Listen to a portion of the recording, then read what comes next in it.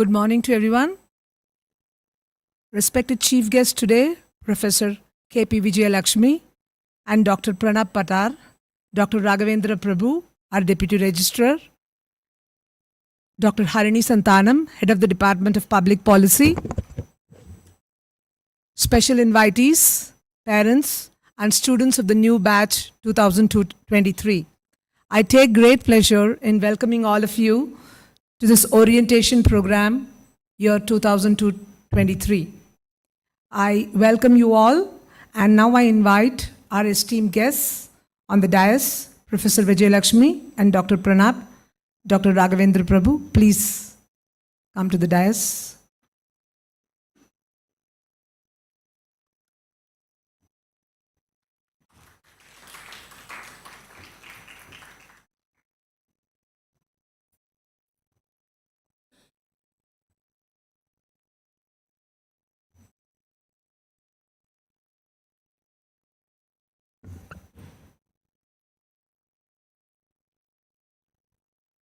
We will begin the event with an invocation. I request all of you to please stand up.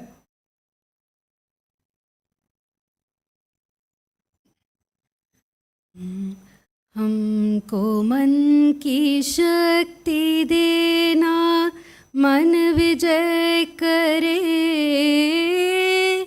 दूसरों की जय से पहले खुद को जय करे। हमको मन की शक्ति देना, मन विजय करे, दूसरों की जय से पहले खुद को जय करे। हमको मन की शक्ति देना, भेद भाव अपने दिल से साफ कर सके,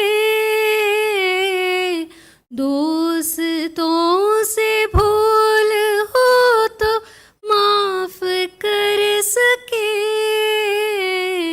झूठ से बचे रहे, सच कदम बढ़े, झूठ से बचे रहे, सच कदम बढ़े, दूसरों की जय से पहले खुद को जय करे। हमको मन की शक्ति देना, मन विजय करे, दूसरों की जय से पहले खुद को जय करे। हमको मन की शक्ति देना। Thank you. Thank you very much, Dr. Harini. Let us come together as we invoke the light within. I request the dignitaries on stage to light the lamp, symbolic of the illuminated path that lies ahead. One of the students, can you please come up? Any one of you? Somebody close by? Anyone?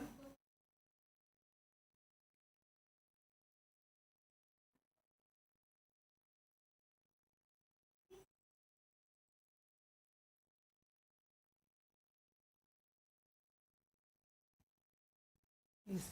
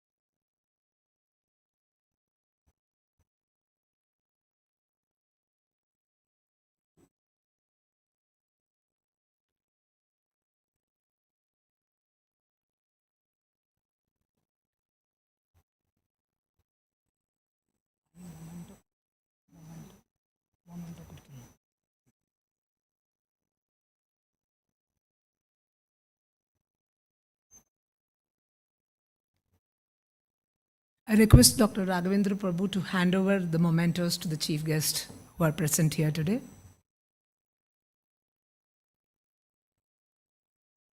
Professor Vijay Lakshmi.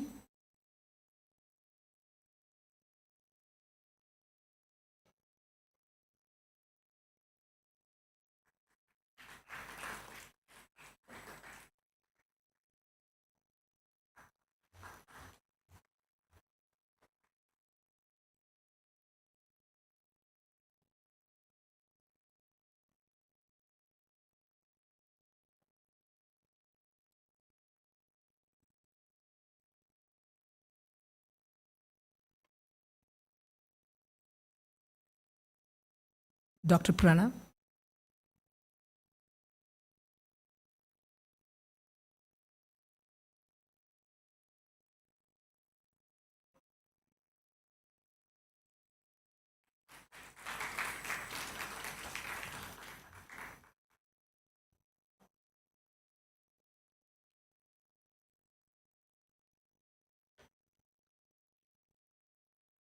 We now must take a moment to remember a man behind the success of Manipal University, Dr. T.M.A. Pai, the Indian physician, educationist, banker, and philanthropist.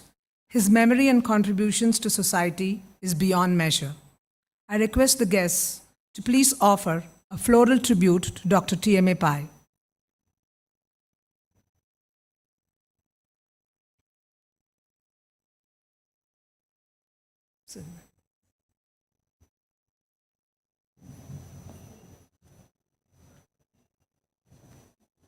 We present a video to you now.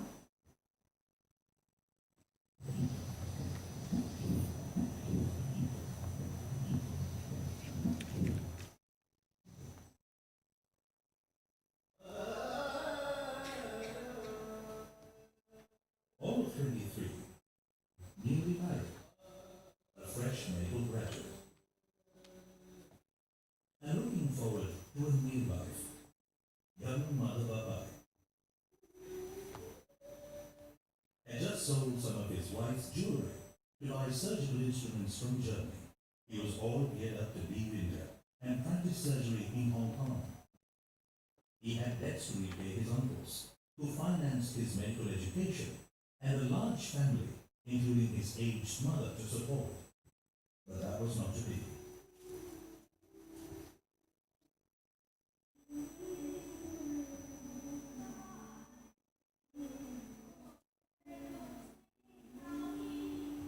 Destiny had other plans for young Madhava. When he approached his mother for her blessings, she reminded him of his duty to his motherland and his fellow people. You must search things where they have fallen. You must earn in your own land.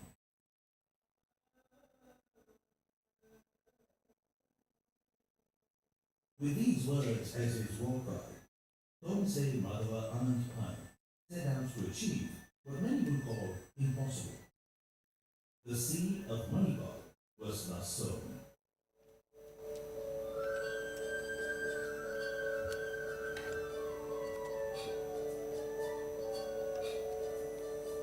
A journey of 1,000 miles begins with a single step. Walking together we've come this far. It all began in the gleam of a great man's eye. In the light of his innermost soul, he believed that this was his ultimate goal. It's my bright light. It's my bright light. Oh, the sky is not the limit. The stars are prints on the wall. It's my bright light. His infectious zeal propelled him to serve his own people, and he set a goal of transforming, empowering, and nurturing lives through education, healthcare, and banking, the most basic aspects of social upliftment. Rice schools in every village, small-scale industries like dyeing and weaving, sawmills that provided employment, institutes of higher education, rural banking. There was no area that he left untouched. Along with his brother, he started Syndicate Bank with a motto, "No man is too small for our bank."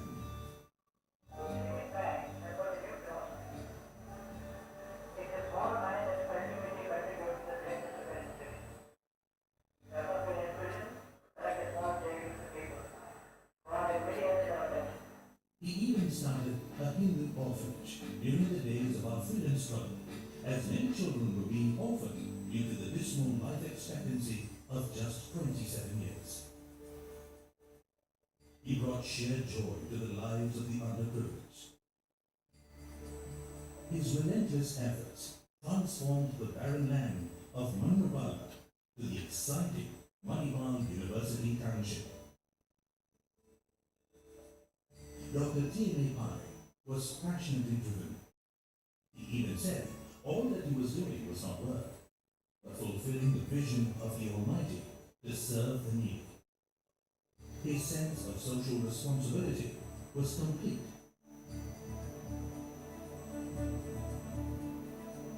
He had a belief that the common man had a lot of common sense, and if channeled in productive work, he can be made beneficial to man and society.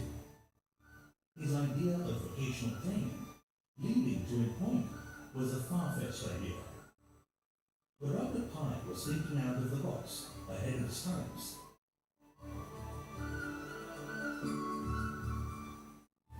Just like the idea of starting India's first private, self-financing medical college at a time when the country badly needed professionally qualified doctors.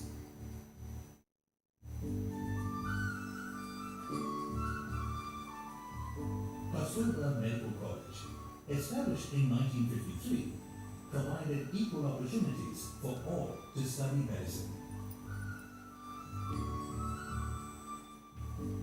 The Manipal Institute of Technology took birth in 1957, followed by a string of other institutions.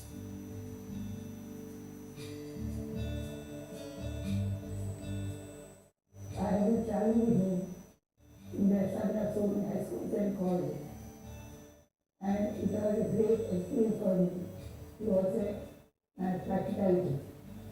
He didn't want everything to be done by a problem. And he used to go forward, taking around with him his followers and friends. Featured in Ripley's Believe It or Not, for establishing the maximum number of institutions in one lifetime, T.M.A. Pai was a man of values, uncompromising in his integrity and honesty of word, deed, and purpose.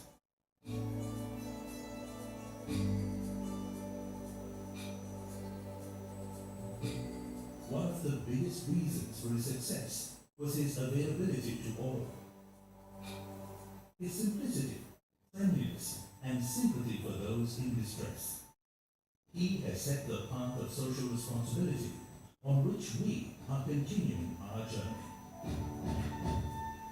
To me, it's the most beautiful India ever. You never thought that it was a phrase.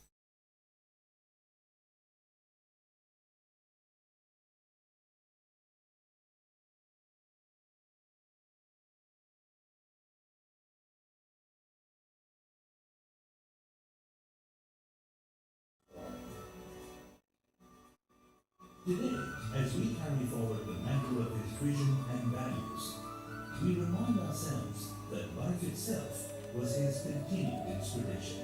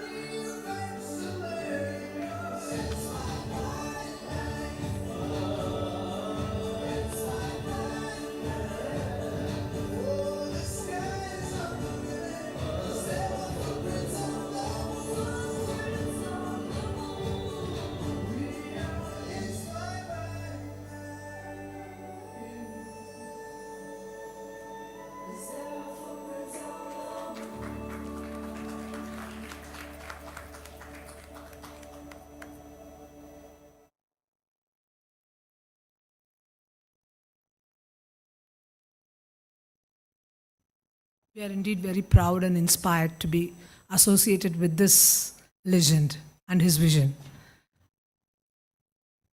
Today, we do not have with us our Pro Vice Chancellor, Professor Madhu Veera Raghavan, with us.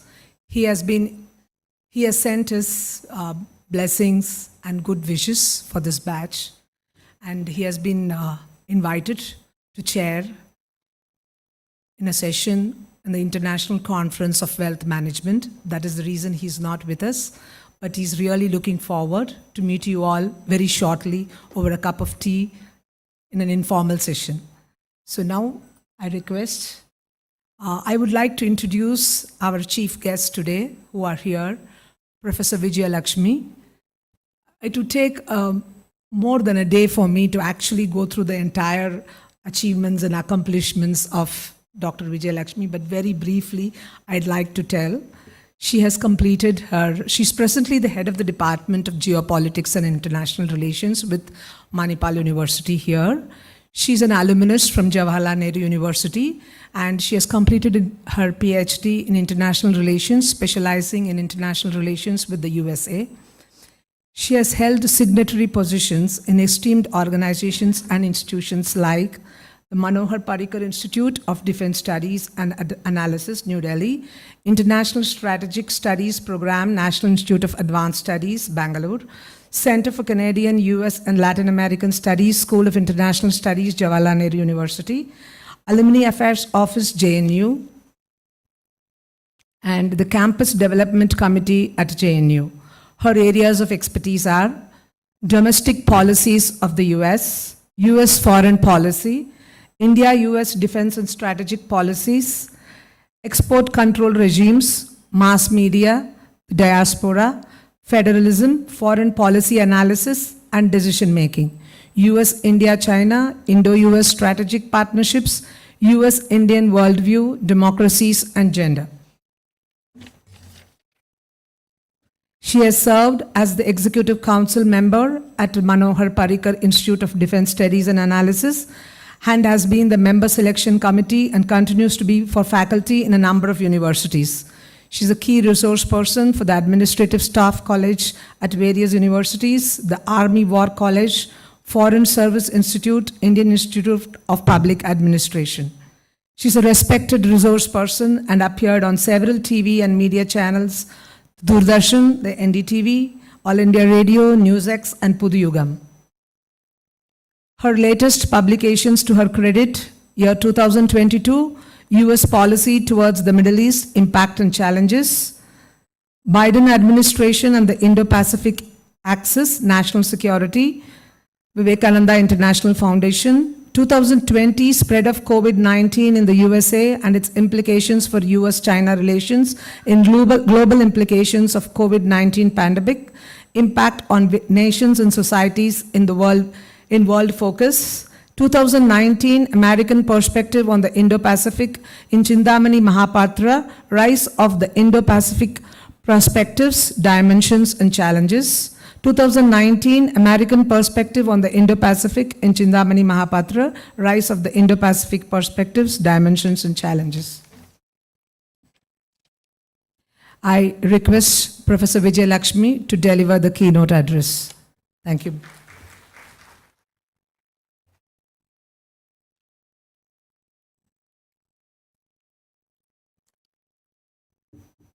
So you've heard a lot about me. Good morning. And I'm sure you're very eagerly waiting to go forward with the day because there are full packed events today. But I first want to thank Dr. Prabhu, who's here with us, and Dr. Madhu Veera Raghavan, who could not be here with us, but I'm his envoy in a way. And of course, I want to thank you, Harini, for, we had met in this very place. And we decided we'll work together. And this is the new synergy that you're seeing. And I thank you, Harini, for bringing me to Bangalore, which is my hometown. Just a note of biography here. I was in JNU, but I am from Bangalore. So in many ways, it's a homecoming of not, uncommon for many of us, but for me, it's a very special day.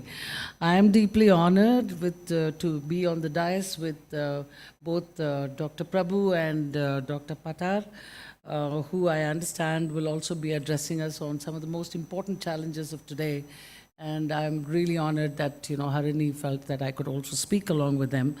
And I must say that orientation programs are so important for us at Mahe, because we believe that not only do the students need to be oriented, but even the parents would like to see what their children are getting oriented towards. It's about value building, it's about bringing together all kinds of strands of thinking and presenting a kind of package to all of you. Not a package really, but a program which not only deals with how, the youngsters are going to take part in their studious activities, building through the curricula and so on, but orient themselves to a value-based education.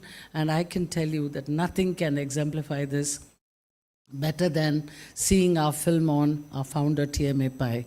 I mean, you must have seen what he has started with and where we are today.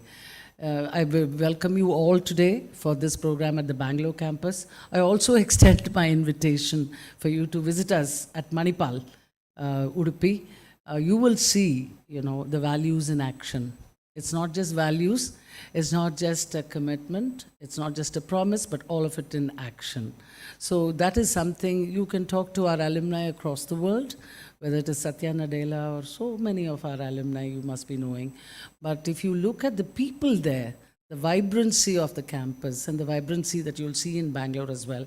So along with values, we also commit to building a global citizen, a person of a certain amount of gravitas, a certain amount of knowledge, a certain amount of understanding of that knowledge, and to be able to retain that and take it forward in life.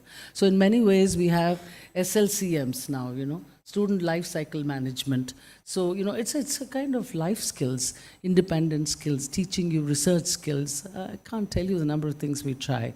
And each time we are also humbled because every generation brings forth something new for us to learn. Though we are the teachers, we used to believe in this old system, where we are the teachers. So it's a receptor-teacher kind of thing. But we are not just about teaching.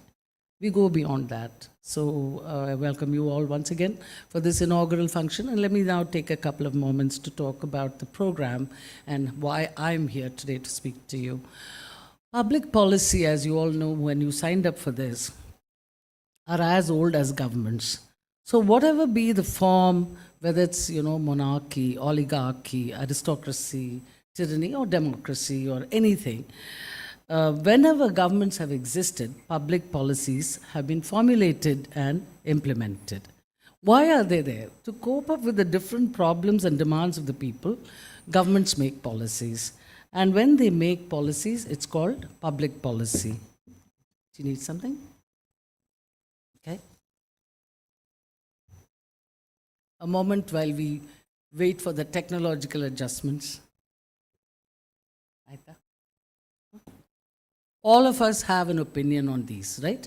Whether it's public health policies, taxation is very important to many of us.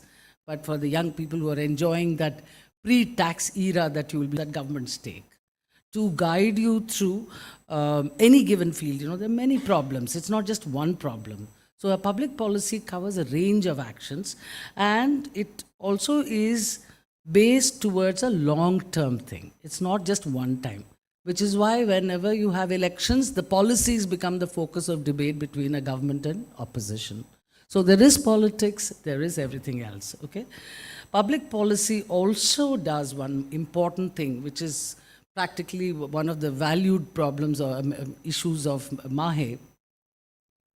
It is making the government accountable to its citizens. It's only through public policy that you call your government to question. You say, okay, why are you doing this? Why is the energy bill so high? Why is my gas gone up? Why have you not controlled inflation? Tomatoes are selling at a... Many students may not find this very interesting, but many householders and many others who have to live the life, to give you all this life, will understand what I'm talking about. But you will also be impacted by public policy because the educational loans, what are they doing? So that's the kind of thing. Now, all of this are then partly the context in which decisions are made for making a policy. It is that context that I want to talk to you about today because I come from geopolitics and international relations, and I want to connect that to you because this is not just about your household, it's not just about your local government, it's not just about even your national government or state government. It's about internationally being connected, and I'll show you how. Now, public policy is also driven by political behavior.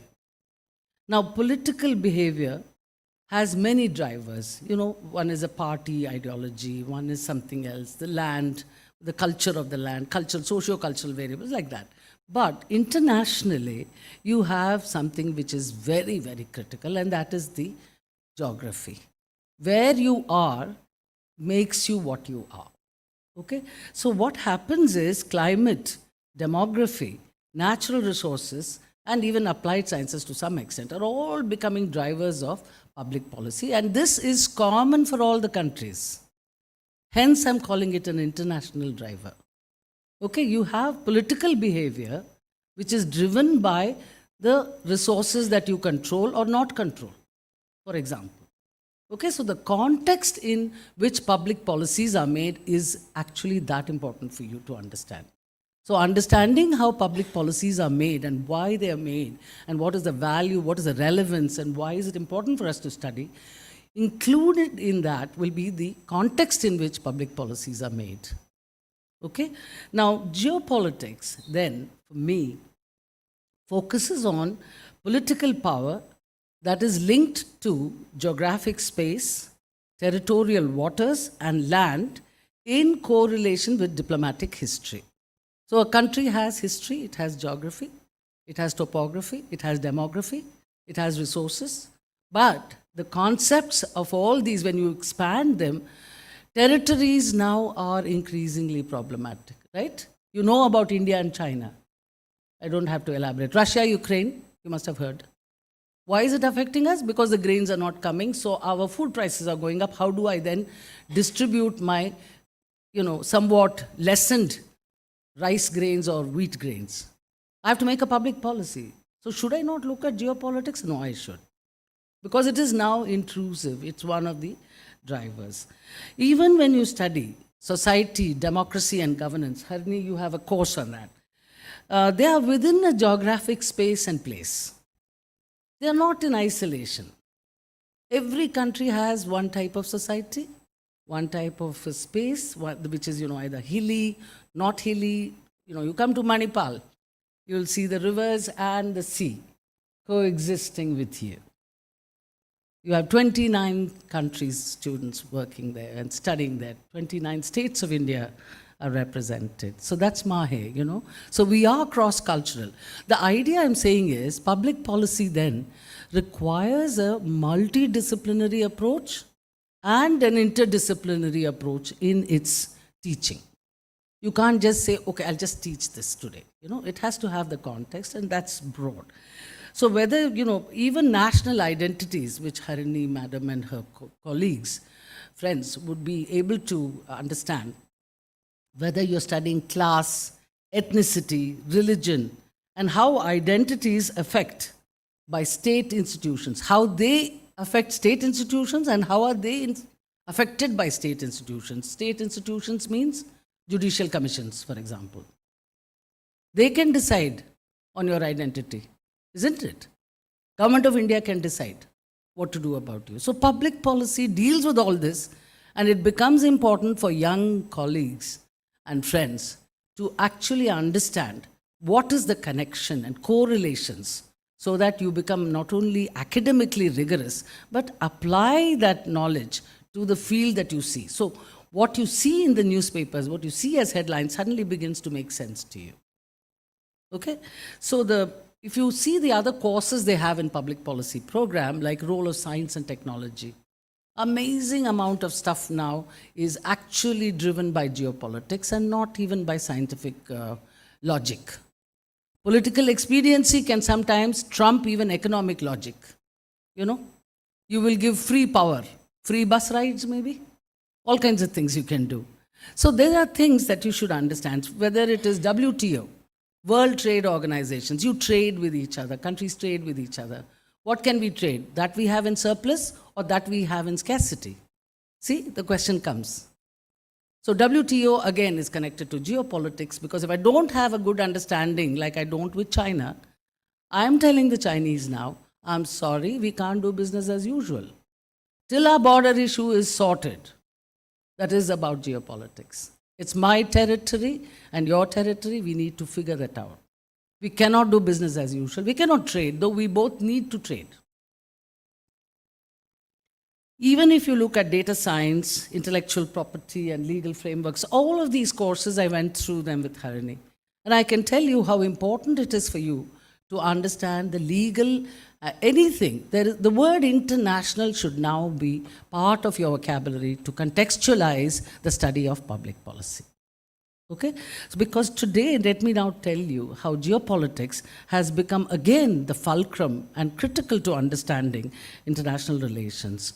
Firstly, in the interconnected world of today, we don't have that much of distance and time anymore. The concept of distance and time and space have shrunk, isn't it? We just switch on the phone, not even the computer, and we can reach anywhere in the world. So in many ways, we are interacting with each other and with others as global citizens, not just as citizens of one country. So I think that's a very, very important fact. But though we were moving towards a borderless world, that has come to a halt, both with terrorism, 9/11 and other acts of terrorism. In India too, we had so many effects, plus COVID. Now we have barriers. Earlier, it used to be barriers for finance, and TMI chairs today, Professor Rabir Raghavan would be probably telling you later. But the globalization that we were very privileged to see in the 20th century is now, to me at least, I'll give you an opinion, I think it's facing a halt. More countries are now developing public policies which will protect their industries.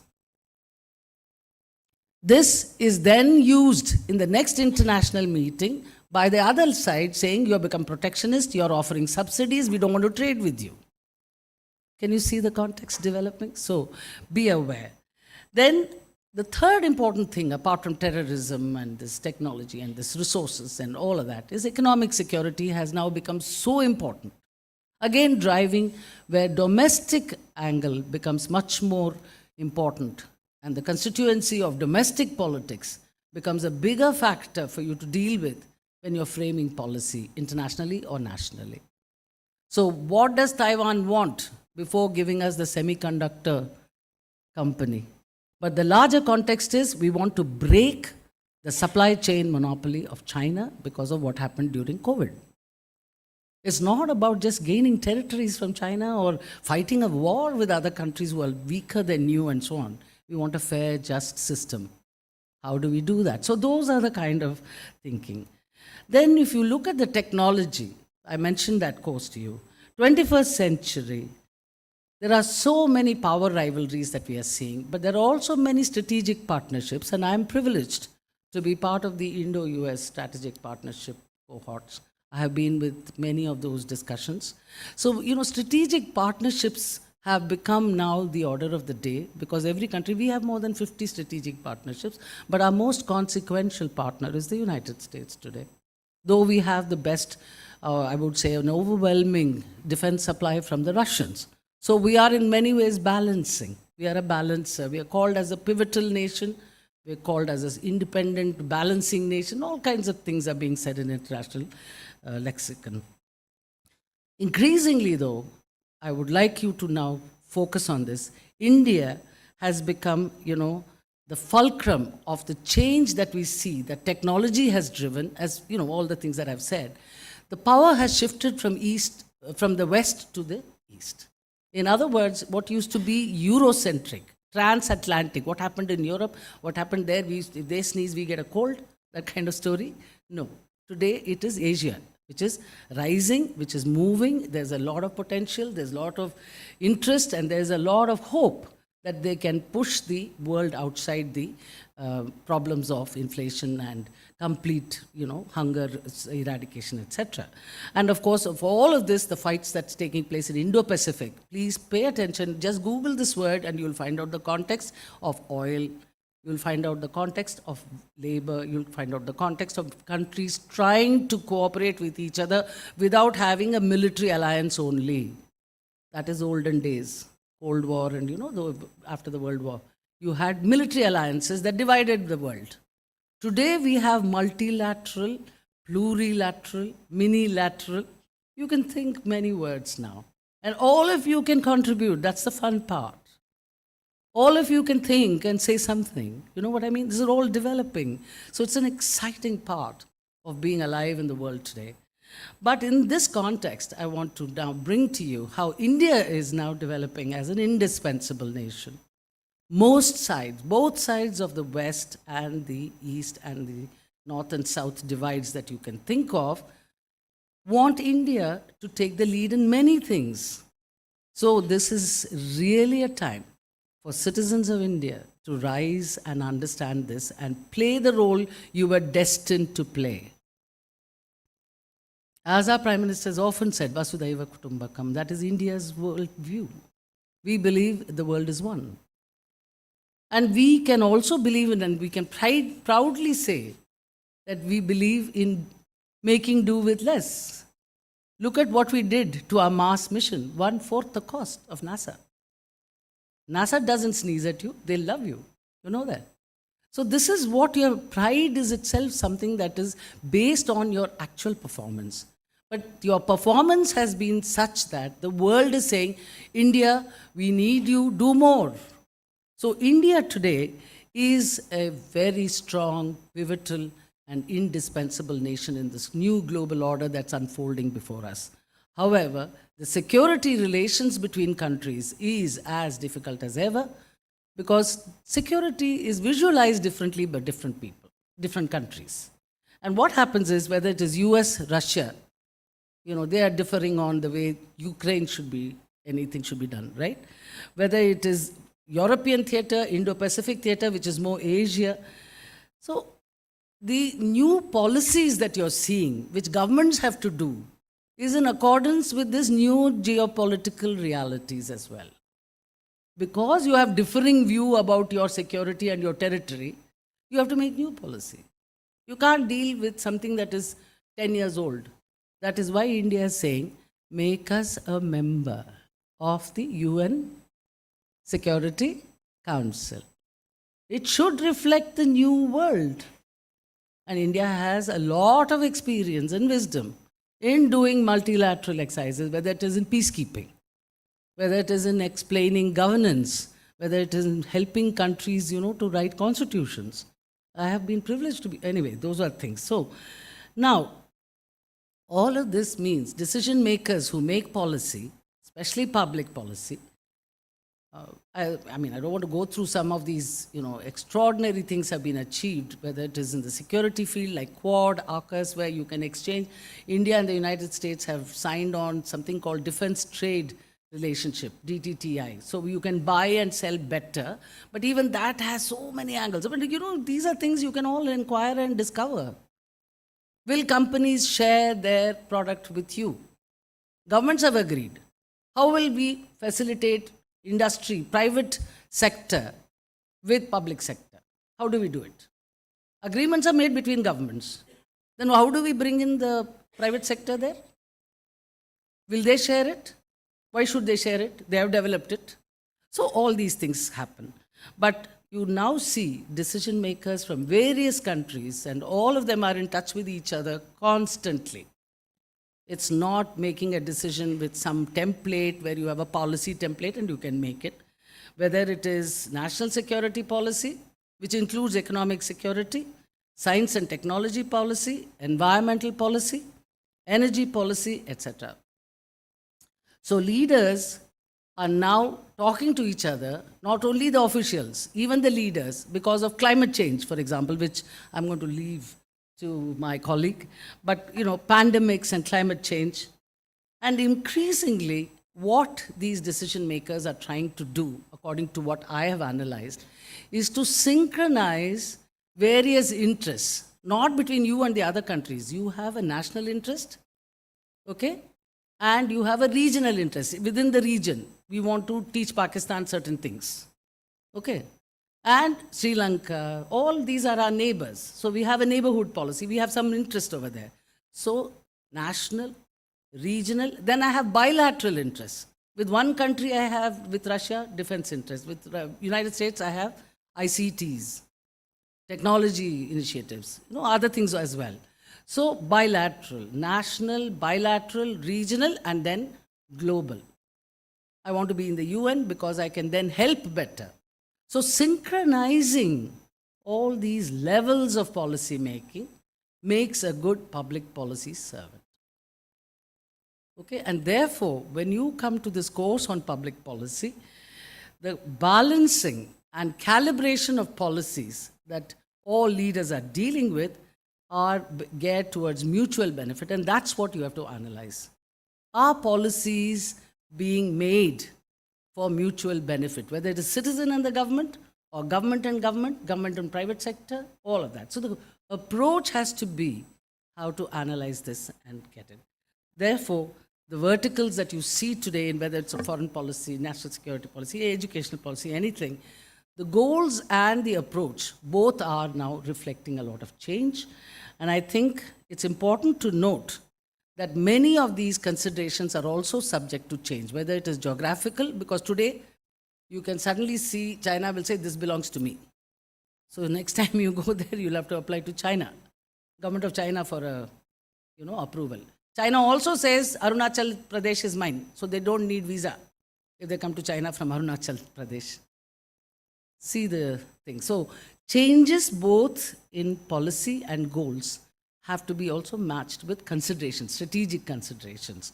And finally, as the global landscape, I must say to you this, I have never seen the global landscape ever be static. It's always evolving. Always new things are coming. AI is now upon us. All of you know that, right? One phone and you think it and it tells you what you're doing. So it's that bad also in a way. But global landscape continues to evolve. International relations as well as national relations between countries and between their people will remain an area of keen interest and observation for teachers of public policy and for students of public policy. I thank you very much for your very kind attention.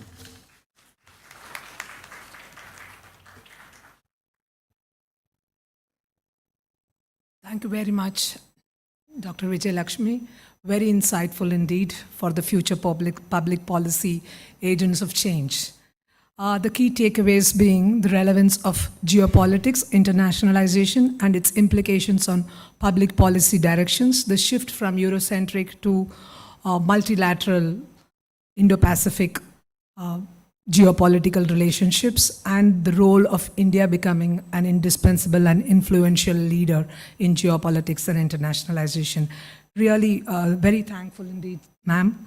And as we prepare for this new beginning, I'm very grateful for the opportunity and the tone which you set for our students' exciting journey ahead.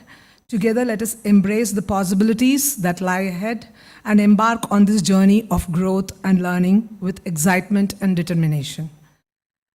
I'd like to now introduce our next speaker and chief guest, Dr. Pranav.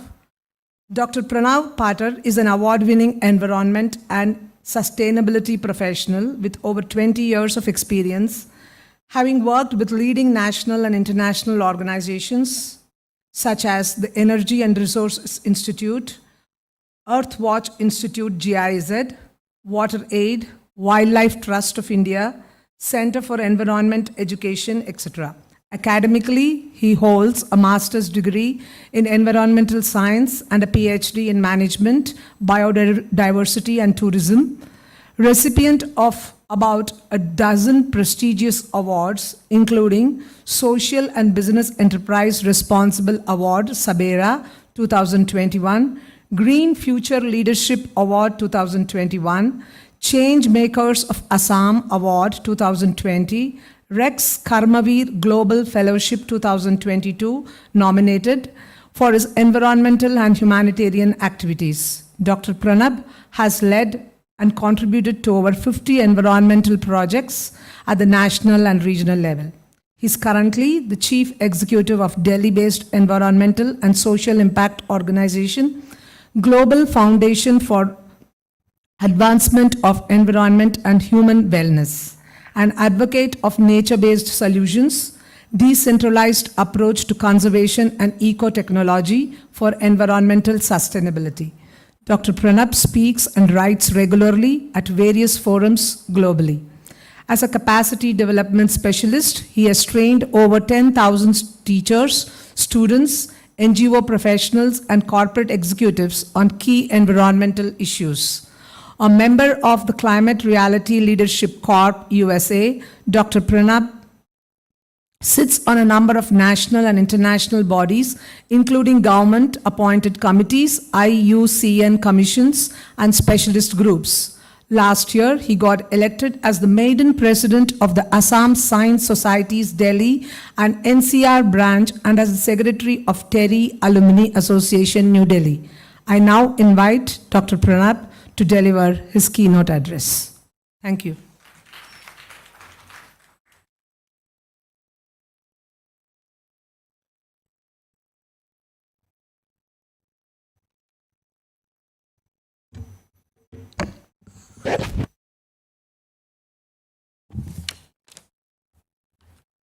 Very good morning, all of you.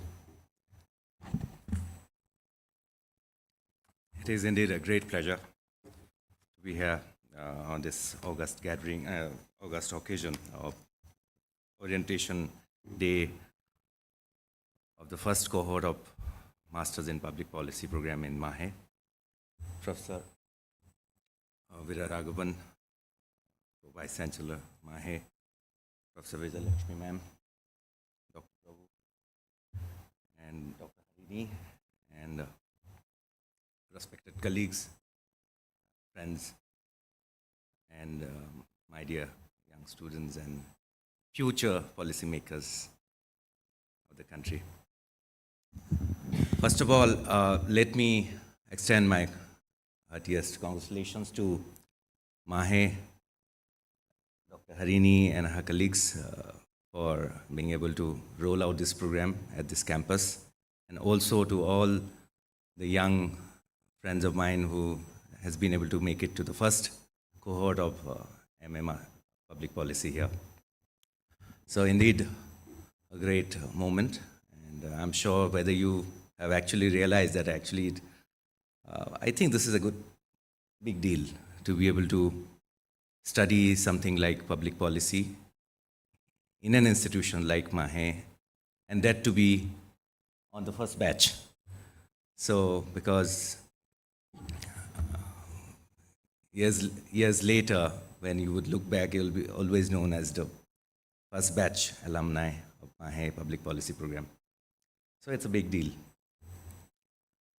Of course, I feel a little jealous at times because when we were studying or preparing for higher studies, we didn't have those many options. And neither I did know. I come from a small town in central Assam.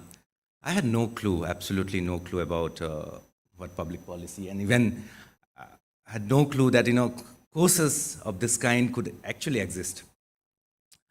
So I'm glad, and I'm also feeling privileged to be able to speak to you on this occasion. In fact, I as mentioned, mentioned that I work in the environment and sustainability space. It took me quite a long time, in fact, longest time, to realize that the work that we do actually on ground and policy go hand in hand. When we started out, I thought doing work diligently on ground makes all the difference, but that's not true. Father of the nation, Mahatma Gandhi, once said, be the change you want to see in the world. I took it literally, I thought, if I become the change, change is possible everywhere. But much later, I've realized policy is key. Policy no matter how much energy and effort you put in on the ground, but if you do not have the conducive policy to be able to bring that change in the larger context, things not going to change. And that's very important, something we must all realize.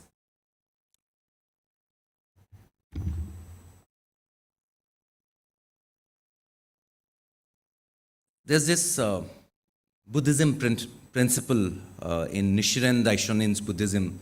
It's called oneness of life and the environment. That means life and environment. When I say environment, it's not necessarily the natural environment, our surroundings.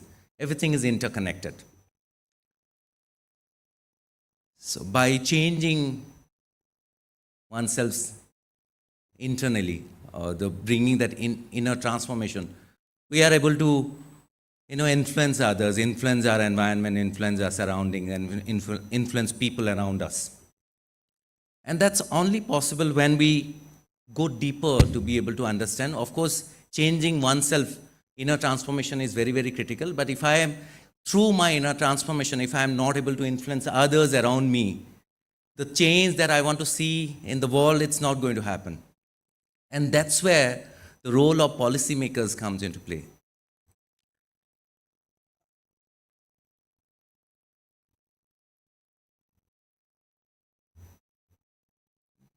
The young friends, you may not have realized, or may have realized, indeed, that you have attained your adulthood, or you are getting to study, getting into the university at a time when the world is going through a huge transformation. Like ma'am has mentioned, that India is almost at the helm of almost everything happening globally today, from the trade to from politics to from geopolitics to so on and so forth, for environmental front, everywhere. India has been at the center of all major policy decisions.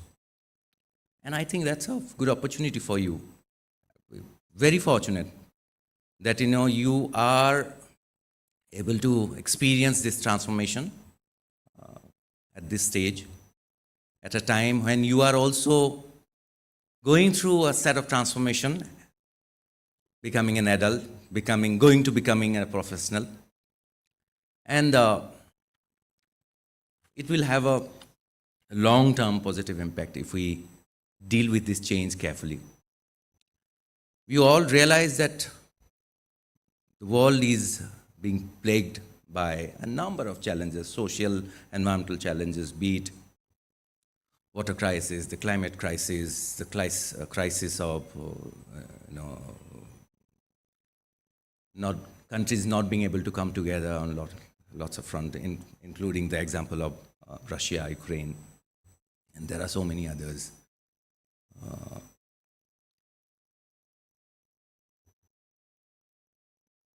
Which necessitates intervention that can address these challenges that the world is facing today. And that is only possible when we have conducive policies to support development, support growth, support peace process, so on and so forth.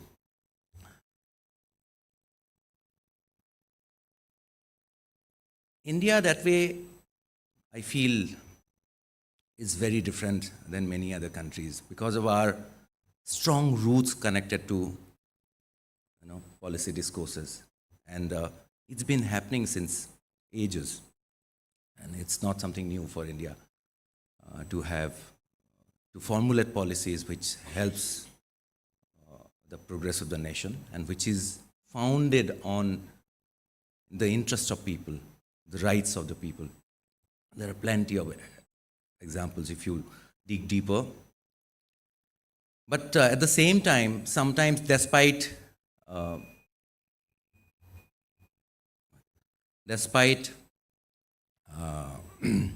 having the best intent, sometimes policies do not work. Having a good policy on paper doesn't necessarily mean that we'll be able to translate that good intent into action. There are plenty of examples. I would like to give you a few examples from the environment sector maybe. we, how many of you are from Delhi or that part of India, northern part? So we've all been hearing about the air pollution issue for a quite long time, and Delhi has been struggling. So there was this policy change brought into the place, hoping that things might change. The car rationing, the vehicular rationing was put in place. On the odd days, the odd number cars will fly, and whereas on the even days, like for example, today is 31st. So on 31st, it's an odd number, so only odd number vehicles will fly on the car. So that means the idea was to bring down the number of vehicles on the road. But that didn't really help much to bring down the air pollution. So sometimes you have the right intent, but some policies do not necessarily translate into real action on ground.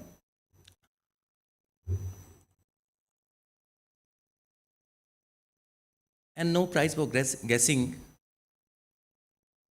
that, people who kind of come from this background, people who undergo formal training in policy making, will be able to have better understanding about policies, as well as when they are in sync with what's happening, sync with the problems, sync with our aspirations to find solutions to these problems, they, I hope, will be able to bring better policies to the country and aid the overall growth and of the country. The American author Noam Chomsky, I'm sure many of you have heard this name. He said there's a huge gap between public opinion and public policy, and it's true. It's evident all the time. If you look at you pick up any policy, you might be able to find lots of gap. What we really aspire as a country, as a society, may not be getting reflected in the policies that we have. There are challenges in policy making processes. In fact, in the similar line, Dr. Bjorn Lomborg, who was the former director of Environmental Assessment Institute in Copenhagen, he said, wishful thinking is not sound policy.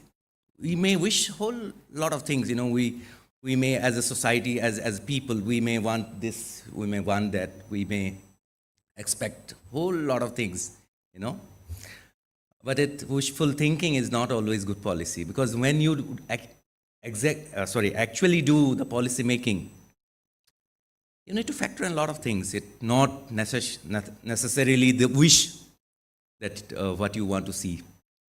So it actually reiterates to need to have better policy making process and communicate the same to the public is a specialized job.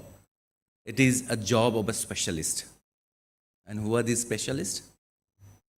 The people who are able to undergo this courses like this. Let me give you a few more examples from environmental field where policy played a strong role. For example, I'm sure you all are aware about India's net zero 2070 target, which is, it's a very, very ambitious. Let me give you a little insight. By 2070, year 2070, India wants to become a net zero country. That means India's overall greenhouse gas and carbon emission will come equal with the amount of offsetting that we do, amount of carbon emission reduction measures that we put in place. And it's a very, very ambitious target for a country like India, which is by and large dependent on fossil fuel, such as coal. So,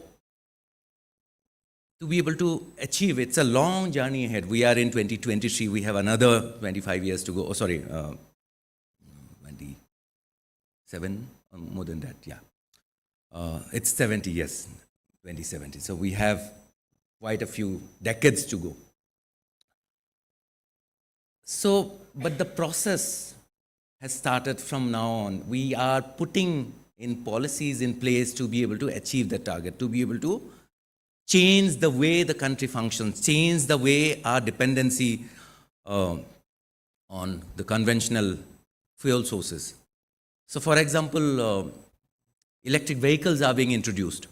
I'm sure you are all aware, you must have ridden electric vehicles already. There are taxis also available now who are completely electric, considered very, very environment friendly, pollution friendly. But do you really have the kind of infrastructure that we need, like, for example, charging stations? It is not enough. Of course, we understand the reality, we understand the need, we also understand the intention, but the infrastructure is not ready. So these things take time, and we only can hope through appropriate policy implementation enforcement, we will have those conducive element in place to be able to reach that 2070 goal. And the list is long. 29th of July 1973, a big thing happened, really big decision on India's part to launch a program called Project Tiger. And it has just completed 50 years, therefore yesterday, today 31st, 29th of July. It's very big. In 73, when it was rolled out, India's tiger population was just about 260. That's it. And now, 50 years later, any guesses? What is the number?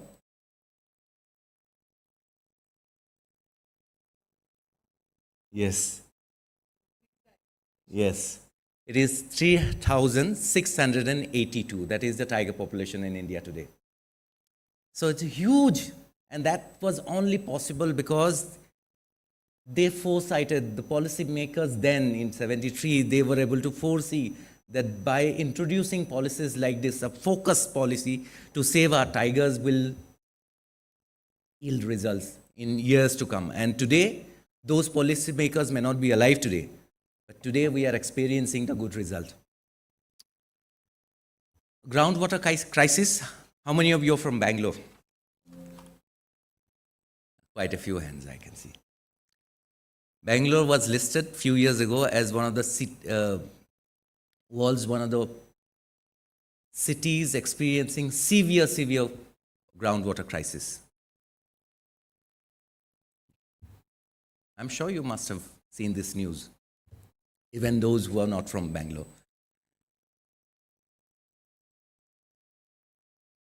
One of the primary reasons for not having enough groundwater, it could be, of course, geological reasons. You do not have enough water, but the cities or places which already had enough water, but they're running out of their water stock, water sources, it's a serious concern, because that means somewhere we are doing things wrongly.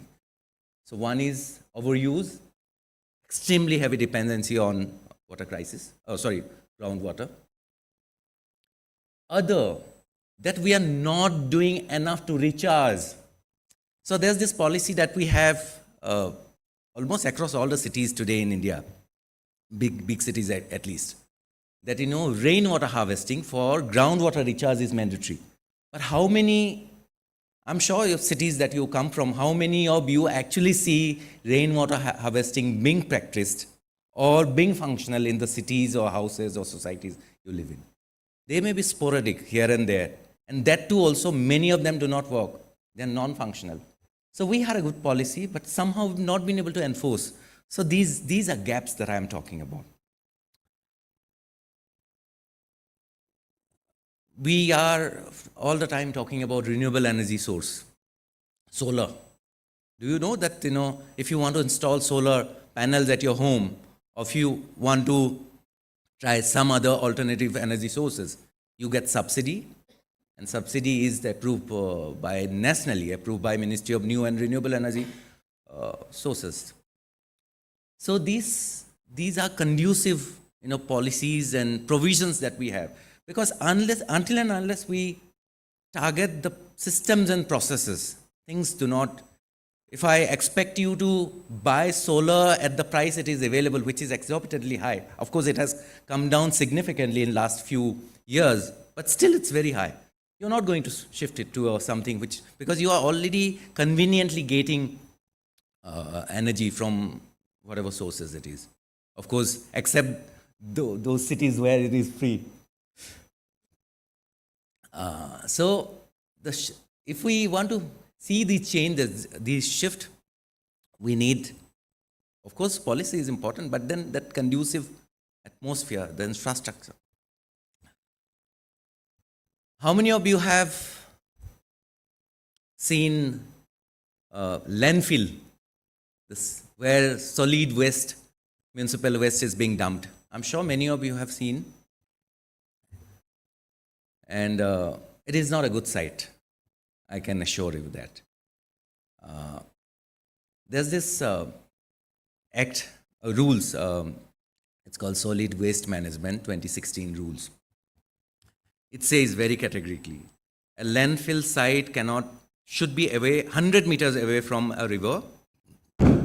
Sorry. 200 meters from a pond, 500 meters away from a highway settlement, and 20 kilometers away from an airport. But barely this is being practiced. It is either close to a settlement, close to a river, or maybe a highway. For example, those who are from Delhi, you can see the Gazipur is just next to the highway, which is a well-known, infamous landfill site. There's one more which is coming up in Aravali. Aravali is considered as one of the ecological sensitive areas, despite that we have a landfill site there. So these are sometimes policies difficult to enforce. Article 21 of Constitution of India gives us the right to clean environment and air, healthy and clean and healthy environment. But are we able to experience that despite having it etched on our constitution? So, and to be able to translate that, what has been bestowed to us as a citizen of this country by Article 21, we've not been able to see it happening on ground. We are facing water crisis, we are facing air pollution, we are facing whole sort of thing, noise and this and that, traffic. So there's a gap. And that's why we need policymakers who understand the realities, who understand the actual challenges, who are able to holistically look at, analyze, question, critique the existing policies, and when they are up for policy making process, they are able to do justice. The wrong which has happened, which the ill impacts of those wrongs which they are already experiencing, bearing the brunt, they should be able to change that. So that's why we need policymakers who are wholesome. Let me give you a couple of more positive aspects of, if time permits, policy making, policies that has helped shape India's environmental movement. Like, for example, there's this species called whale shark. Have you heard this name before? Whale shark. It's neither a whale or a shark. It's a fish species. It was closer to shark. So this is considered as the largest fish in the world. Accidental discovery of whale shark visiting India, it happened about close to 20 years ago in the coast of Gujarat. So they do come to Indian water during the breeding period. So there was an accidental discovery that they are being found here, they are being sighted, and people were also killing it. But the agencies, the government had no clue about it.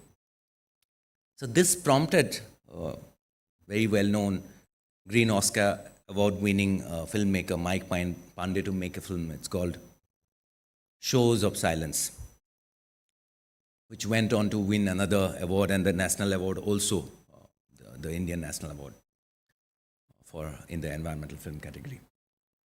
That led to a policy that included whale shark in the Wildlife Protection Act of 1972. It was not listed before. As a result, whale shark is a protected species in India and it cannot be poached or killed or captured. Big change. Revolutionary change, I would say. Similarly, I'm sure you have all heard about vulture population getting declined. Vultures, an ugly looking bird, but they are considered the natural rag pickers or waste cleaners because they clean up the carcass and all that. So in a span of about 2 to 3 decades, India lost almost 99% of vulture population. That's very recent.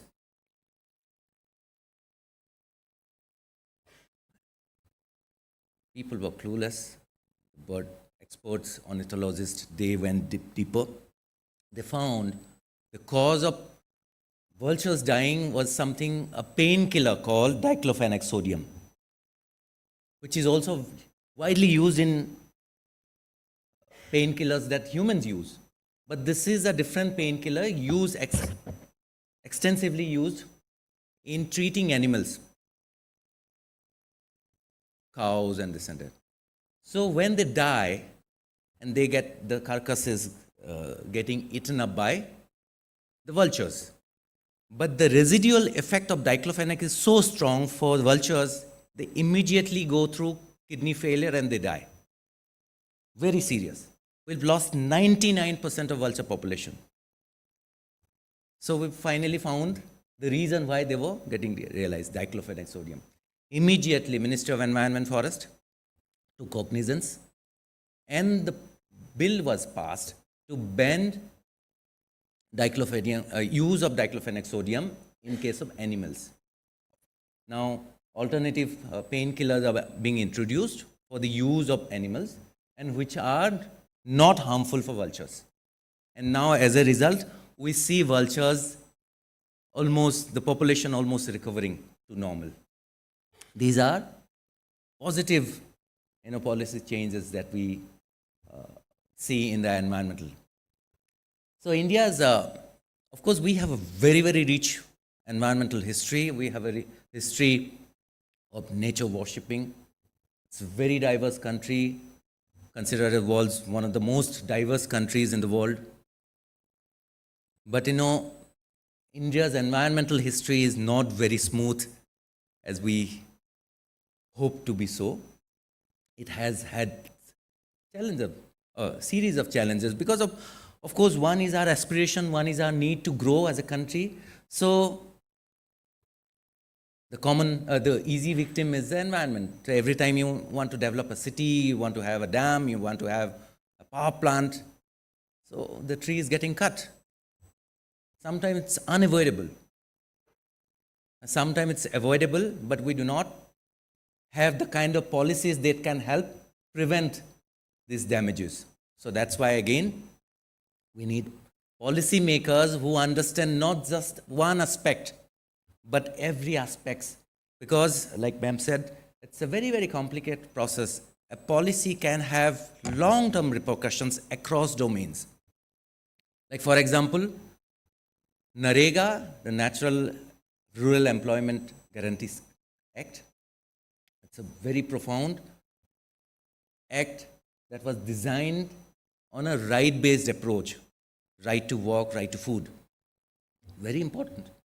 But it may have other implications also. But positively, it is also being used for the favor of environment. Like, for example, ecosystems are being restored by engaging with people who are seeking for work. So they're getting a livelihood.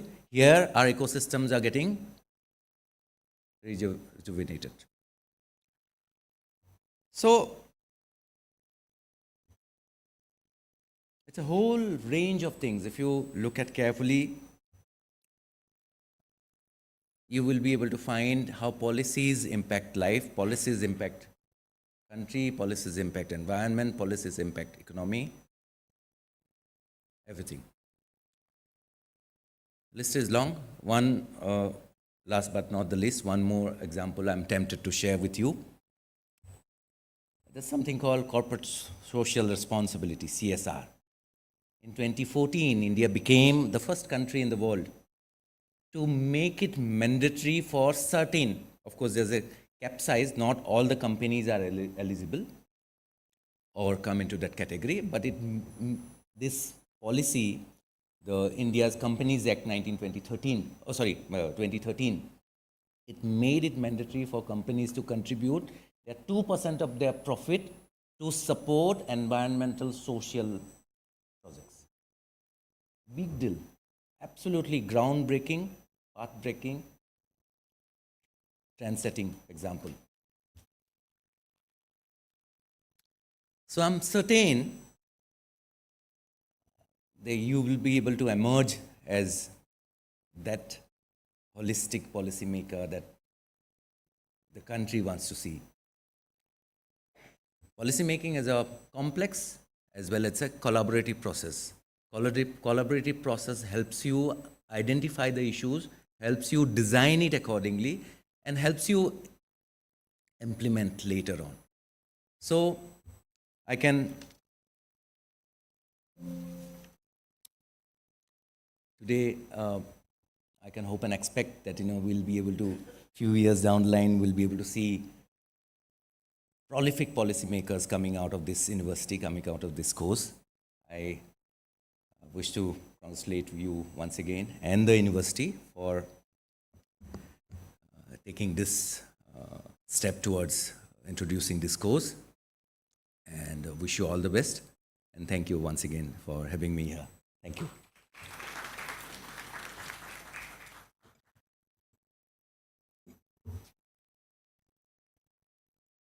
Thank you very much, Dr. Pranab. That's exactly what DPP intends to do. We do not want all of you to become policy specialists in terms of armchair specialists. The value proposition of this course is going to be how we can engage with the communities and try to see where are these challenges and gaps in making quality policies for the country. So there's going to be a huge shift to just being policy specialists in terms of armchair specialists. We are emerging to become policy activists, and from the inspirations of groundwork work which he has done so far, I think that's exactly what it will be, a multidisciplinary approach to understand policy directives and its implications. Thank you very much, sir. So now I invite Dr. Raghavendra Prabhu, who is our Deputy Registrar, to give his keynote address. Thank you, sir. Please.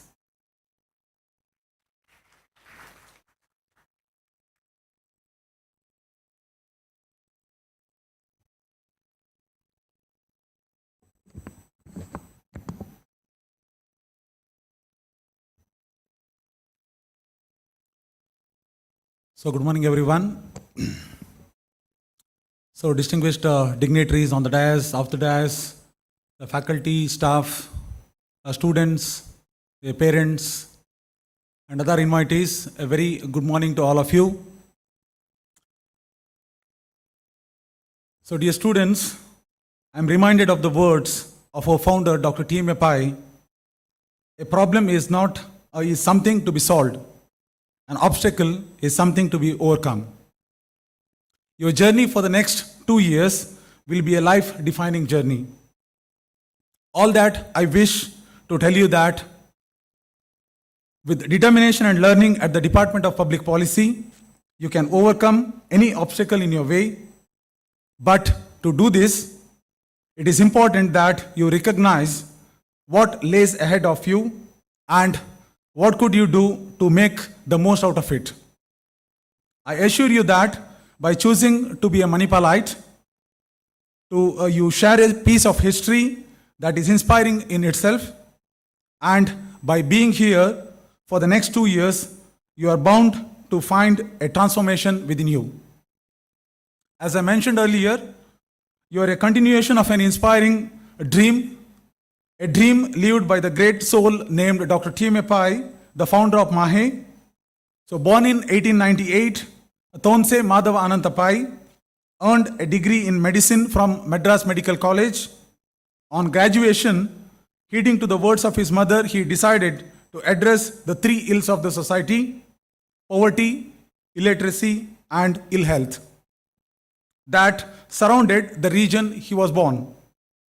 And thus began the journey of Manipal, a barren hilltop of anonymity to a buzzing international education town in South India.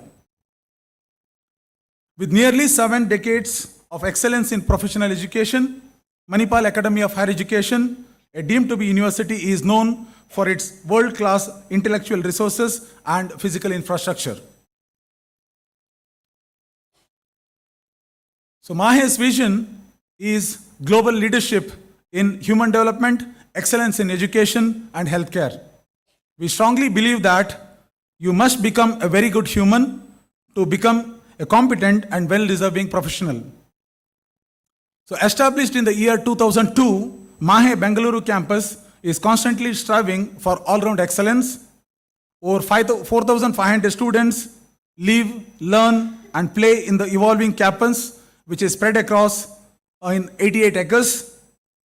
It also has over 325 well-qualified and experienced faculty members and almost 300 other support and service staff who cater to the needs of constituent units of Mahe Bengaluru campus. Here at Mahe Bengaluru campus, we offer programs in regenerative medicine, engineering, art and design, management, commerce, law, liberal arts, humanities and social sciences, and in public policy. So every constituent unit of Mahe Bengaluru has world-class facilities and pedagogy, which are constantly reviewed and upgraded to reflect the latest trends and developments in higher education. Backed by infrastructure that is comparable to some of the best in the world, with excellent academic reputation, experienced faculty, excellent academic and research facilities, Mahe boasts of an educational environment with a touch of world class. The multidisciplinary campus facilitates interdisciplinary research projects with students from almost all the states of India and from many countries. Mahe Bengaluru campus presents a multicultural environment that facilitates exchange of ideas from diverse cultures. Mahe Bengaluru campus is all set to witness the top class infrastructure on campus, and soon it is going to be one of the smart and green campuses.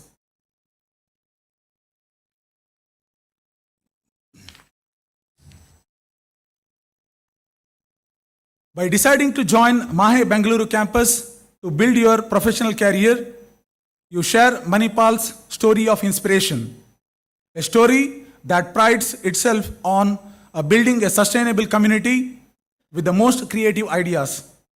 Be assured that you have made the right decision and will emerge as a person to inspire others around you in the years to come. On this day, by deciding to study with us, you have become a member of a Manipal family. Your journey for the next 2 years will be a life-defining journey. So how do you handle the next 2 years is critical. For us, all those photos of our celebrity alumni that are seen in our social media, admission, booklets, publicity material and display boards are not for marketing Manipal. It is to inspire each budding student to achieve success by emulating some of them. So let us close our eyes and fast forward our life by 25 years. When I close my eyes, I find your names and photos in the list of our alumni. With this hopeful note, I wish each one of you all the best, and let us rededicate ourselves in the service of nation building. I once again heartily welcome each one of you and wish you that you find the best time of your life while studying here at Mahe Bengaluru campus. So thank you one and all.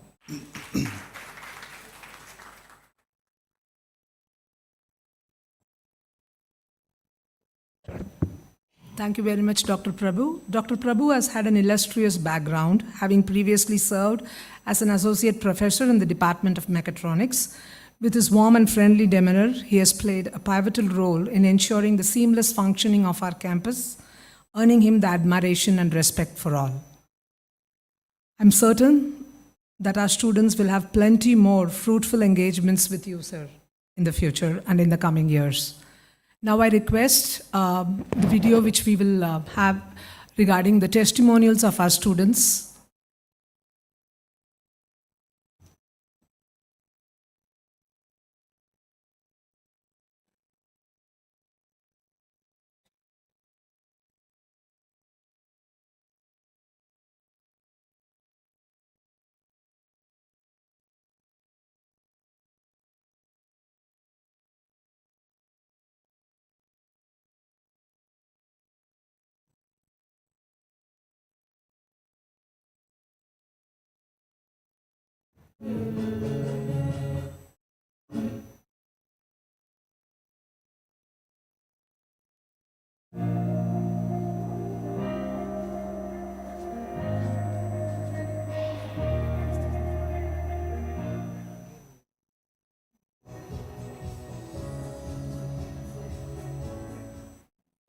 Shreya from Kundapura, Udupi district.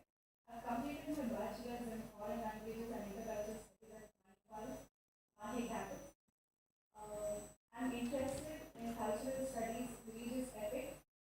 I also like working towards the environment and climate crisis in India, upliftment of women and children in India, and helping the states in India. I'm happy to have joined any public policy at Department of Public Policy, Mahe, Bengaluru campus.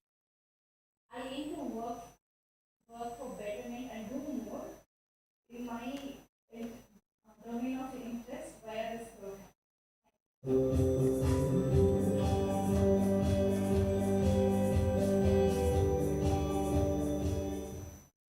I am Sudhir Kumar Tungi, a PhD scholar with the Department of Public Policy, Mahe Bengaluru campus. I am working on how to improve the space-based knowledge product of beneficiary community for the improvement of the beneficiary advisories. I am really grateful to Mahe to support me during my critical phase of PhD life. I am really proud to be a part of community, and I am confident that our research output associated with the recommendation of policies will be useful for the beneficiary community to improve their livelihoods, especially for the Odisha sector.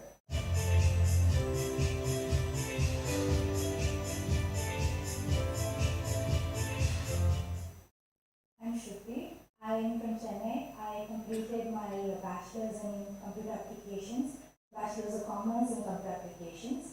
I joined the Department of Public Policy at Mahe as I'd like to pursue social impact consulting in future. Namaste, my name is Anushree and I'm from Kochi, Kerala, and I'm here at Mahe to pursue MA in Public Policy. And I wish forward and I look forward for a wonderful experience over here.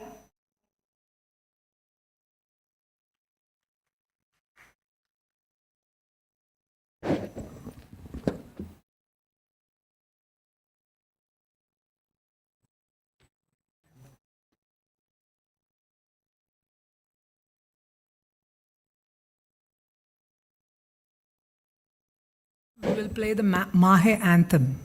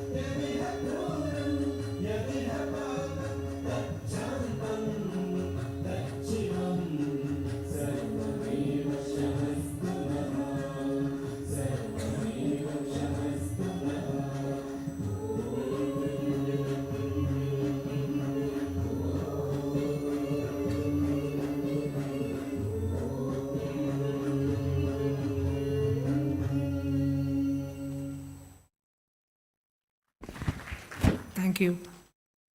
As the tradition and culture of Mahe, DPP department, we encourage all of us to be engaged with communities through our practice of research, publication, and sharing. In that light, today we are releasing the policy brief of a foreign policy authored by our professor, Professor Prashant, assistant professor today with us in the Department of Public Policy. I request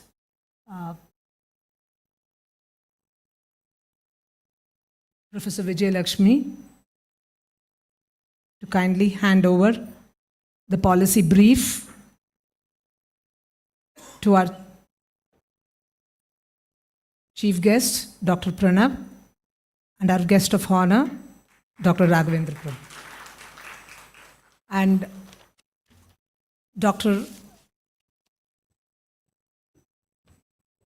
Please give a big round of applause to Dr. Prashant. He has completed his PhD from the Institute of Social and Economic Change, and he has served as an assistant professor with Kumaraguru College, Coimbatore, and now he's presently associated with Mahe Department of Public Policy as assistant professor. And this document is with all of you in the kit which has been given to you. We encourage all of you to please read this policy brief. Thank you very much. Right. Now I invite Mr. Basavaraju, General Manager, Services and Projects, to give us a full overview of what are the campus facilities which we have. Thank you very much, sir.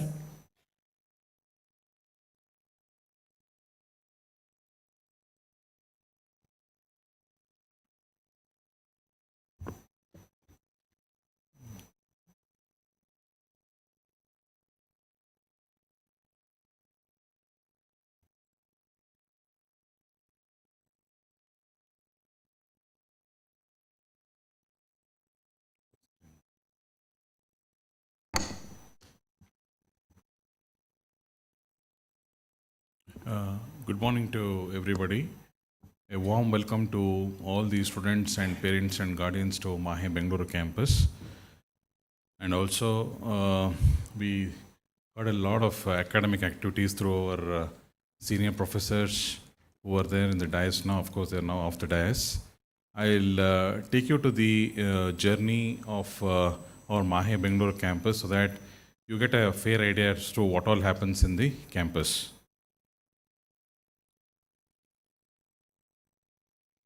So we have divided this into different categories of ancillary services. One is security, transportation, food, beverages, laundry, housekeeping, medical services, and medical center. As far as academics is concerned, it's so very important, and the ones what you're going to get through the services of general services also is equally important, so that each one of you should be knowing exactly what all happens in the campus.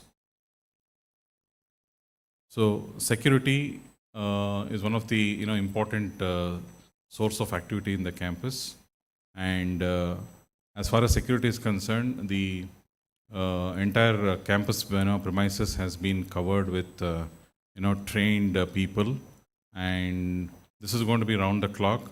And moreover, we also have the hostel blocks within the campus building, which is housing around close to 1,900 students who are there in the building overnight. And we have a couple of academic blocks which are functioning in the campus.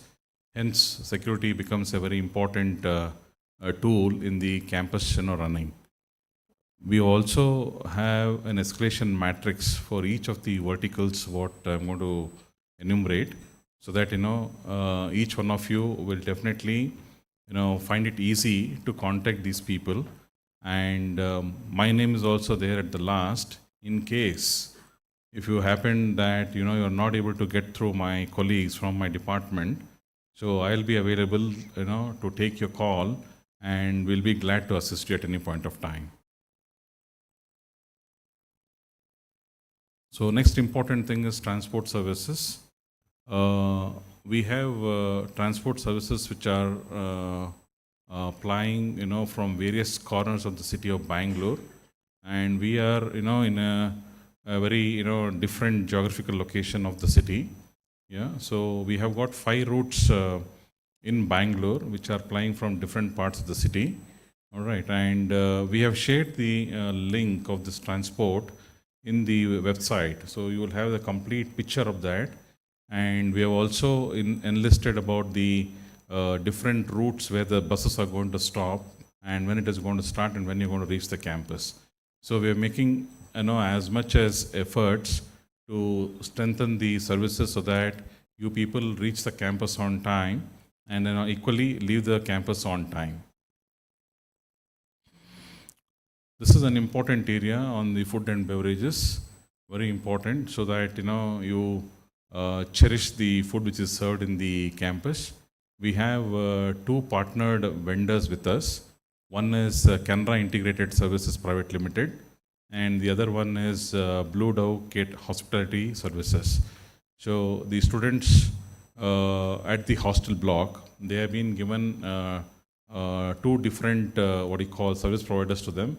The list has already been shared to the service providers. I think even for the students who are living in the hostel. So for day scholars who come, the services also are provided. We have a centralized dining hall as on date, which can take up to 2,000 odd students. Our food court is likely to come in the month of October. So we have done a stopgap arrangement. This was, at the food court, we have a courtyard where the orientation program took place for the last, week to 10 days. So that has been converted into a food hall where you can have food even in the morning, afternoon, and late in the evening for dinner. So every vertical which you are seeing on the slides has got the escalation matrix. Please feel comfortable to contact these gentlemen, and then if you got anything to voice out, we will be happy to hear, and also we would like to correct if something goes wrong. That's very important. I'm not saying that I'm 100% perfect. With your inputs, with your feedback, we will strengthen the services more. So this is again as far as the laundry is concerned. For the first time, we are having this services in the campus. We have an in-house laundry, all right, and this laundry is around 3,000 square feet, in space, and we have got around 15 washer machines and close to 8 dryers, which can cater to almost 2,000 odd students who are living in the hostel. And also we have external hostels which we have taken, almost around 2 to 3 properties we have taken other than the hostels in the building because of short of beds. Of course, we will be getting our 1,700 odd beds maybe early next year of June, July. And these students who are living in the hostel as of now outside will be given the first choice for them to come back into the university campus to get accommodated in the hostels. So this laundry which has come up in our premises will also cater to outside laundries as well as internally also. And we have the facility of pick and drop of laundry for students who are living outside the campus, and it is getting serviced also. You will get the after you submit the soiled linen, you will get the fresh linen in 48 hours. So that's the kind of process we have set in so that you don't get too much disturbed on the linen part of it. Yeah. Medical center, again we have partnered with Manipal Hospitals in Bangalore. They have a hospital in Hebbal, which is 8 kilometers from the university. And we have a 4-bedded medical center in the university campus, which is manned 24/7 through our nursing fraternity. And we also have one doctor who's there from morning till evening, that is from the university timing. He's there from 8:30 till 4:30. And this hostel, medical facility is near the hostel block. So it is more easier for the students to approach the hostel block at any point of time. And we have an advanced cardiac life support ambulance, which is there 24/7. In case if you're unable to get treated at the medical center, and for higher treatment, this ambulance is going to be used to transport to the nearest hospital, which is in Hebbal. So this ambulance will be accompanied by a warden, and then further treatment evaluation at the hospital will be concluded by the consultant, and then If it is requires admission, then you have to get admitted, or on an outpatient basis, you'll be sent back to the university. So when I say admitted, students have the benefit of the Mediclaim policy. I think the card will be issued through the Department of Admissions, and it has got all the information. But still, if you feel that some more help is required in terms of medical, because we do not know when medical emergencies are going to arrive. Yeah. So please feel comfortable and rest assured you will not have any such problems as far as medical concerns are there. The team is geared up to handle any eventuality. This is the wonderful photographic view of our campus, and that's all from my side. So if you've got any questions to ask, I'll feel happy to answer you.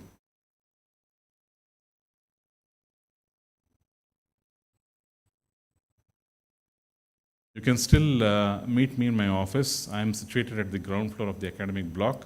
Maybe you might not have questions right away, but maybe after some time, if you have something to ask, please walk into my office. My office is in the ground floor. I'll be there to help you out. Thank you. Thank you very much. Thank you very much, Mr. Basuraj. This is indeed, many of us,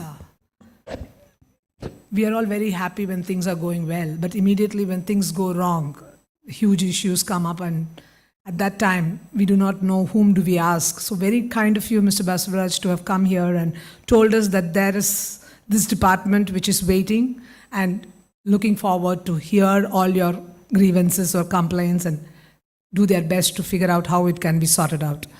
Thank you very much. Most important, we have the key driver of the Department of Public Policy, Dr. Harini Santanam.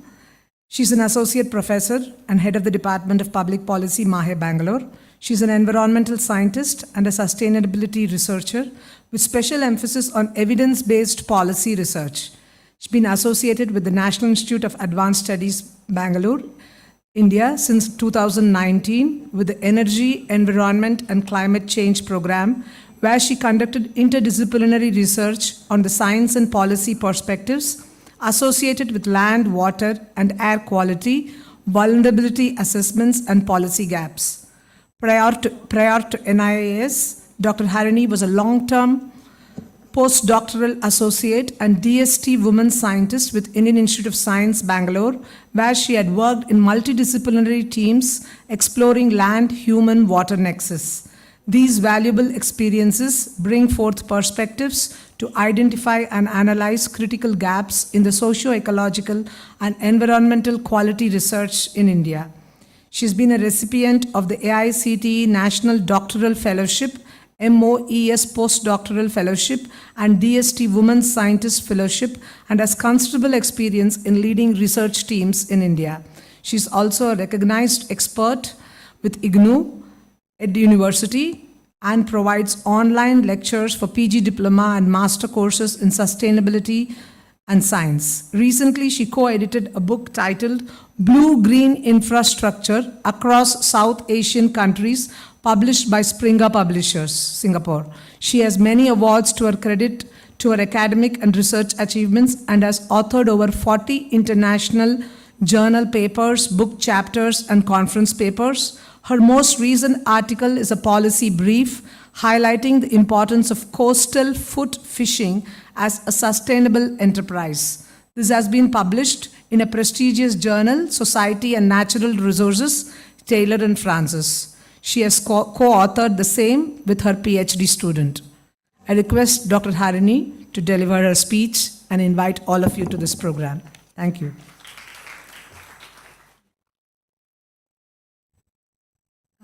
So thank you, Kalpana. I think Kalpana didn't introduce herself yet to you all. She is a faculty member with STAPME, but very much part of DPP because she is also a research scholar who is working with me. We are looking at sustainable education, And she's been one of the key members wherever when we have consultations and discussions, we do it all together. And that's the kind of spirit I would like to bring to DPP. So welcome all of you all, parents, students. It's absolutely amazing to see you all here. I'm absolutely thrilled because we have been waiting for large part of 1 year to have you all here with us today. As you can see, we are a small group here, right? But what we are going to do is something that's in front of us. So let me start with something that the world is talking about first, and let's try and make sense of this. Okay. So in the world, the big world, big data is something that's very important. And I know that experts before me have spoken to you so much about the relevance of geopolitics, so much about society, justice, environment, ecosystem, sustainability. But what is more important and drives most of these policy making sectors is technology for today, which also they have mentioned. So big data becomes a very big part of technology these days, right? So when we talk about big data, they are the 5 V's we have to take care of: volume, velocity, variety, veracity, and lastly, value.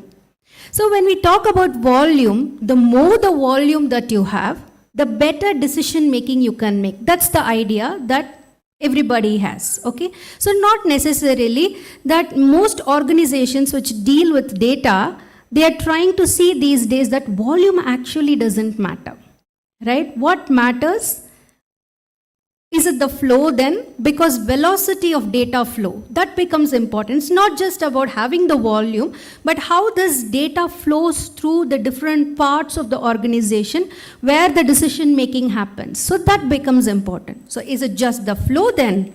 No, it's also the structure. Structure as in variety. We need different types of data. We need unstructured data, we need structured data, we need data which is qualitative, quantitative. I'm not taking a class on data here, but just trying to tell you how important it is in the world to bring this variety of data together. And that doesn't come from one individual or one domain or one field, as you all know, right? So then, we now have volume, velocity, variety. What about, are we fixed now? Are we set to use the data? Not yet, because we need to verify if this data is right. So veracity of the data, that becomes very important. How good is this data? How reliable it is? Can I rely on it to make the policy decisions or take decisions, basically? That's what the organizations would like to know. So once this is done, all these 4 factors bring in what we call as value. Value to the enterprise, value to the person who's collecting this data, big data, and using it, value to the person who uses this data at a ground level. So it's value building. But even the value building fails if there's not one more V. Okay, so before I talk about that, I want to ask you a question. What is the similarity between an ant and an elephant? Can you think of something? Yes, I hear somebody. Both walk for a very long distance. Thank you, Gautam. That's something, yes, that's very true about it. So walking this long distance becomes very important, I'll tell you a little bit more about why this is a very, very good comment to have made. The similarity that I see, comes from the dissimilarity. The dissimilarity is obvious. It is the size, right? The ant is very small. The elephant is so large and huge. We in fact call addressing the elephant in the room. That's the kind of, the parlance that we use to address some issues that's in front of us. But the ants and the elephants are socially intelligent creatures. This is the similarity that they have.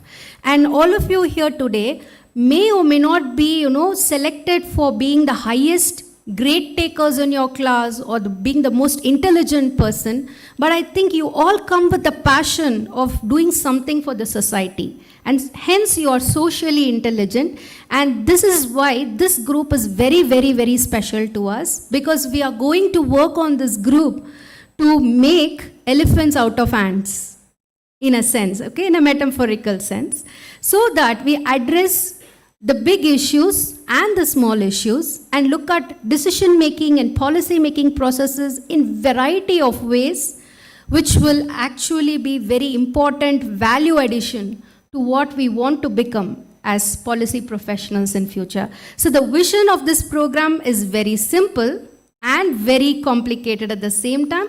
It is to bring out the best policy makers in the country who look at policy education as a specialist group of activity. Okay, so the experts before me have highlighted how important it is to be policy makers and decision makers.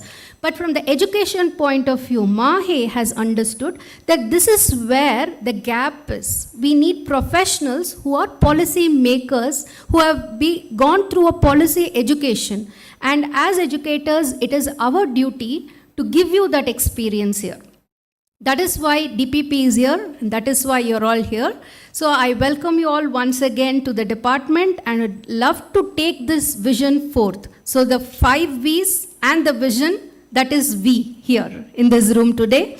And from here, we will go and achieve higher heights and do much, much more what we can do to the society from where we have taken it. So the impacts, the failures, the successes, we'll go through this journey together, understand what it takes to be a policy maker and how you as policy makers can contribute.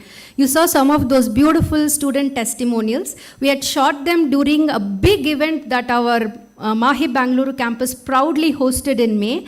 It was, for those who didn't know about it, the W20 conference. It was part of the G20 presidency that India has taken forth. And some of the students who had joined us had the good experience to look at experts from all around India and all through the globe as well, talk about issues related to gender equality. So there's no actually one subject that's special to public policy, and everything connects from another corner, right? So this is the experience that the students had, and I'm so happy that they took the trouble and the initiative to come to the campus and be with us and experience this. We will have more of these events scheduled with our department and our university, and we hope to make a good experience out of attending this, and much, much more student testimonials, voluntarily perhaps from your side, to let people know how important a course this is. So with these words, I also thank, I know that the formal vote of thanks will come later, but I'm really thankful to Mahe for giving this space to start a big subject like this. Not everybody has that vision, So most educational institutions think of it in terms of whether this will be a profitable venture or will people come and attend these courses. But these new age courses are something it takes some daring to venture into, but also looking at the visionary. You have seen the video of Dr. TMA Pai, and that's where everything began. So if you see, he always says that we have to join hands as a society, much like the ant and the elephants do, to become more powerful and impactful. So there may be a small volume, but the impact will be the best, right? And big.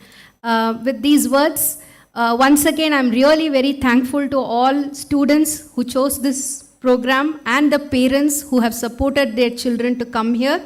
We hope that we will make the best out of the time that we spend together. Thank you and welcome to DPP.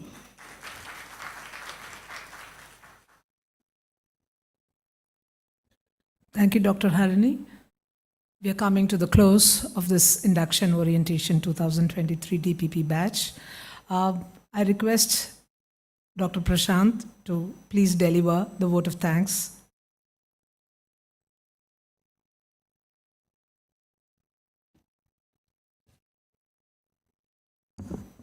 Thank you, ma'am. I thank our chief guests today, Professor K.P. Vijay Lakshmi and Dr. Pranav Patel, to accept our invitation and to address the gathering for our inaugural first batch of Manipal Public Policy Department. Ma'am, I thank you for delivering a keynote address where you talked about the nuances of public policy and its relationship with the international relation.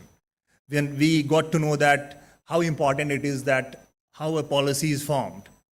And obviously, I believe that some of the students of our department would pick up these issues and do research more on that.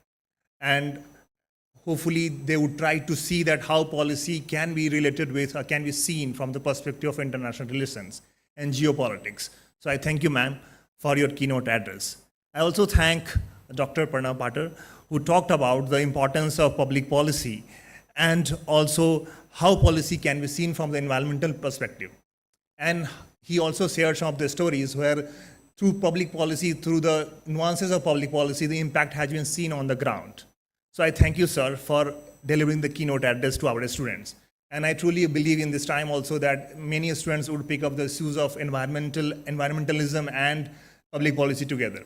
As we have throughout the course that they would pick up some of the issues like public policy, international relations, public health. So I believe that some of the students would pick up, would research on the area or in the area of environment and public policy.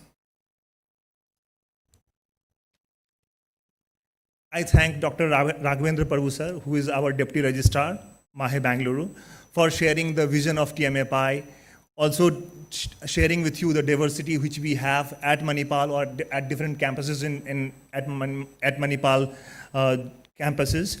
We also believe that Manipal aspires to be the smart and the green campus, which we definitely trying our level best to be. Thank you, sir, for coming here and delivering the keynote address. I also thank Dr. Basavaraj, who also talked about the different facilities which we have at the campus. Thank you, sir. And I would like to thank Gaurav and the admission team who had been with us for the last 1 year and contacting you, telling you that you have to apply the form, fill up the form, we will call you, and then he have been really, really supportive to the team. So thank you, Gaurav, Dividarsni, Shears. And I also like to thank the library, the Bandi sir, and Kanut sir, who would be definitely working with you through during the books which you need, or suppose that you have to write the exam. So thank you, sir. Sir, up front. And I would like to thank ma'am for doing the comparing for the department. Thank you, ma'am. And lastly, I would like to thank all the students, those who have joined this course, and their parents, those who have come from really, really far, far places. Thank you for coming here, and we will have definitely really good time with your kids, those who have joined this course.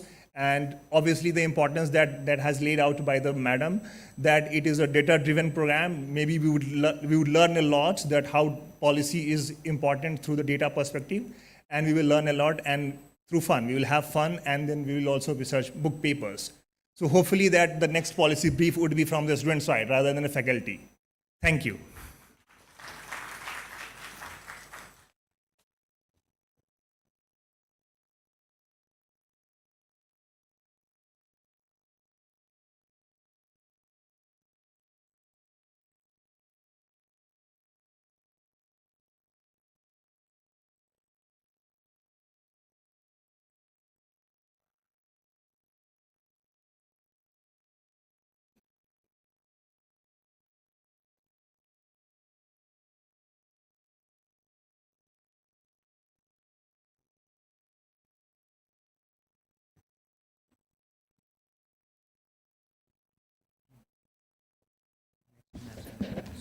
I request all of you to stand up for the national anthem.